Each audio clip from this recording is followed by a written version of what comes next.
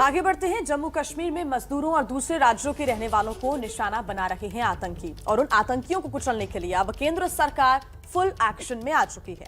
PM Modi और अमित शाह के बीच कश्मीर और सुरक्षा के मुद्दे पर चर्चा हुई है।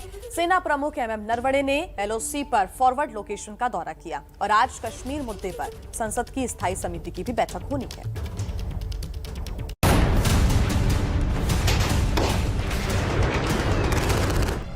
कश्मीर में आतंक के समूल नाश की तैयारी, आतंकियों के हर मंसूबों को कुचलने की पुख्ता योजना। एक साथ कई मोर्चों पर तेज हुआ ऑपरेशन, क्योंकि मजदूरों और दुकानदारों को निशाना बनाने वाले आतंकियों का अब होगा सर्वनाश। कितने भी आजाद लोग काम कर रहे हैं या अपने बाल बच्चे हैं खेती बाड़ी का काम करने में मसरूम, उनको अपील की जाती है कि तमाम अपने घरों में बंद हो जाए। जम्मू के पुंछ इलाके में मस्जिद से हो रहा ये ऐलान आतंकी सोच रखने वाले हर इंसान के कान पर हथौड़े जैसी मार कर रहा है, क्योंकि इस ऐलान का मतलब है कि पाकिस्तान की अगली चाल कामयाब नहीं होने दी जाएगी। आतंकियों को अगला कदम बढ़ाने से पहले कुचल दिया जाएगा। कितने भी आजाद लोग काम कर रहे हैं या अपने बाल बच्चे हैं खेती बाड़ी का काम करने में मसरूम, उनको अपील की जाती है कि तमाम अपने घरों में बंद हो जाए।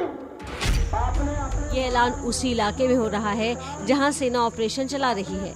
आम लोगों की सुरक्षा को ध्यान में रखते हुए उन्हें घर चले जाने के निर्देश दिए जा रहे हैं। अब देखिए आतंक पर करारी चोट करने वाले ऑपरेशन ऑल आउट की एक और तस्वीर। जम्मू कश्मीर के दौरे पर गए सेना प्रमुख एमएम नरवणे ने एलओसी पर फॉरवर्ड लोकेशन का दौरा किया। पुंछ में एनकाउंटर वाली जगह पर जाकर सुरक्षा स्थिति का जायजा लिया।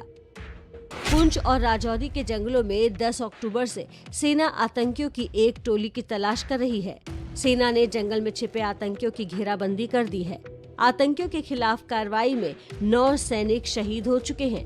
मुठभेड़ शुरू होने के बाद से अलग अलग जगहों पर सेना की कार्रवाई में 14 आतंकी मारे गए हैं। आतंकियों के खिलाफ एक तरफ सेना की कार्रवाई में तेजी आई है, तो दूसरी तरफ टारगेट किलिंग की जांच अब एनआईए को सौंप दी गई है।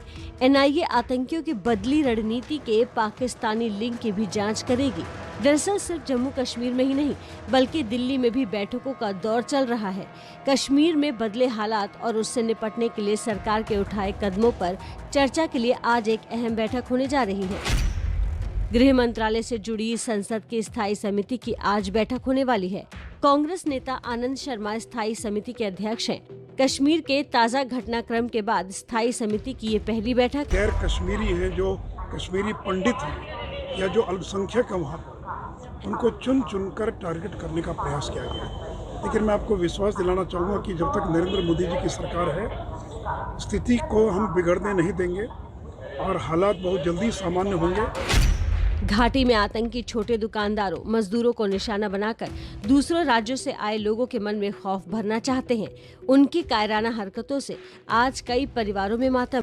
यहाँ कई सालों से मजदूरी कर रहे लोगों ने साफ किया है कि उन्हें आतंकवादियों का कोई खौफ नहीं है।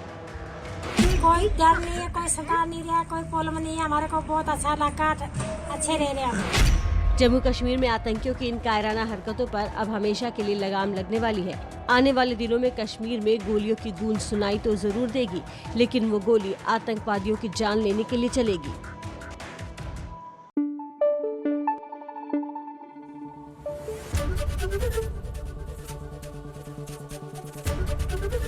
एबीपी न्यूज आपको रखे आगे।